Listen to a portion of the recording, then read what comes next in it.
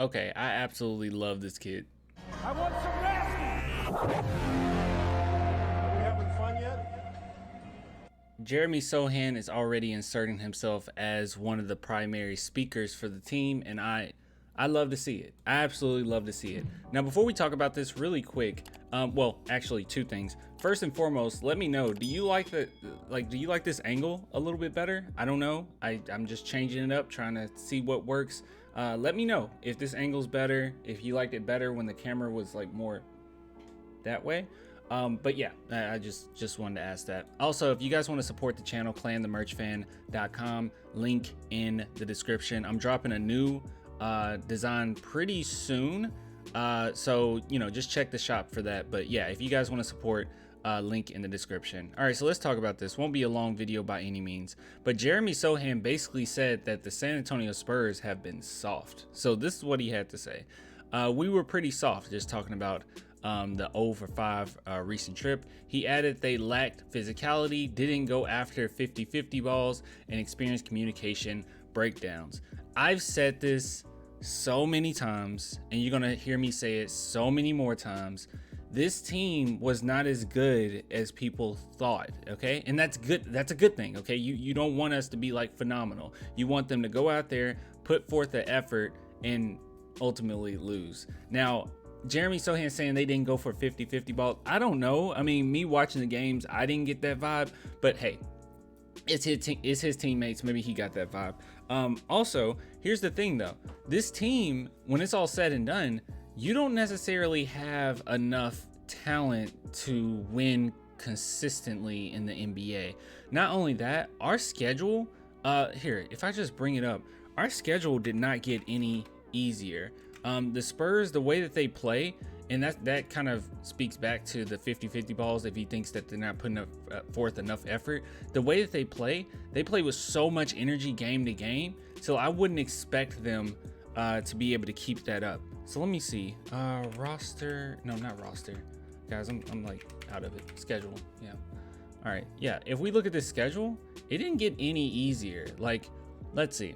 So the San Antonio Spurs, I guess we can start around here in October, okay?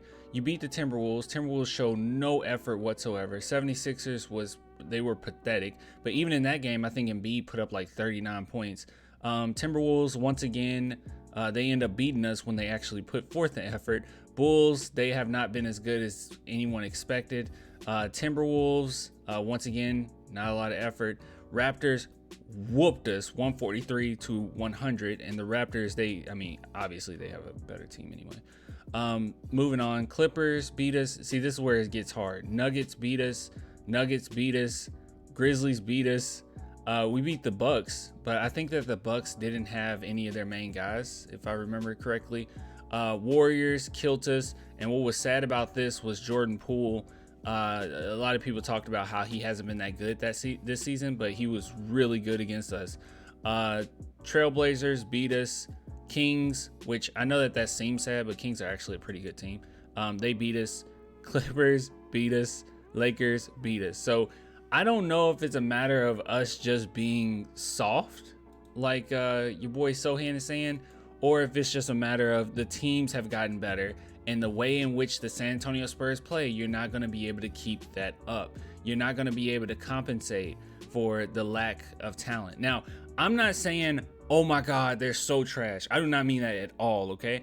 I look at Keldon Johnson, and I do see him as a piece for the future. I see Devin Vassell as a piece for the future, okay?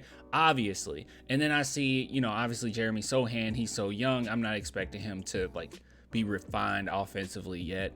And the same thing with Malachi Branham. He still has some growing to do. And then Blake Wesley being hurt. I get all of that, okay? So the team isn't trash necessarily. It's just that we don't have that star that really stands out that can save us in these situations.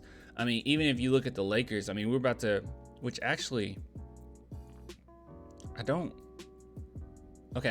know when I'm uploading this video, so we'll see what happens in these few games. It'll probably around this time when I post it, but LeBron is going to play on Friday, I believe. So all I'm trying to say is it's not getting any easier. I love that we put forth effort. I love that we are trying, but when people are worried on whether or not we're going to be able to tank, if we're going to be able to get Wembanyama, it's going to happen because this team will only get worse. You're going to keep playing hard, okay? So you're going to lose. I mean, you're going to run out of some energy, okay, as the season goes on. It's just going to happen. It's just too tough to keep up that style of play.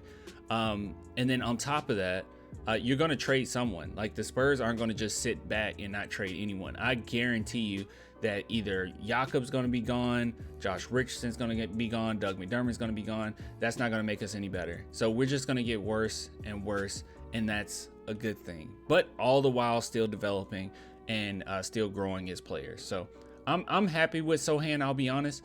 I've said this over and over again that I think that he's a really good communications guy. When you talk about even on the court, like if you watch him and pay attention on defense, he's the most active communicator on the court. And then obviously off the court now, we're seeing even more of this communication kind of come about. But I really like that. I like that he's not really afraid to say what he has to say. And also all those people that say the Spurs are in a box and Popovich don't allow you to be yourself. It's all bull. Don't never listen to those people. I think that this is proof in and of itself that the Spurs are perfectly fine with you being yourself as long as you're still you're not doing anything that hurts the team. That's it. Okay, Sochan's not coming out here saying I need more minutes than Keldon, or like he's not doing it. He's getting plenty of minutes, but he's not saying something like that. He's still being himself.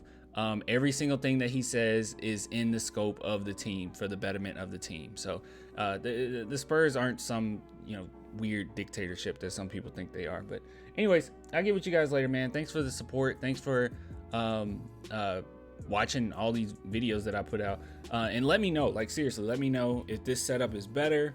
If you like it, don't like it, it's all good. I'll get with you later, man. Until next time, bye.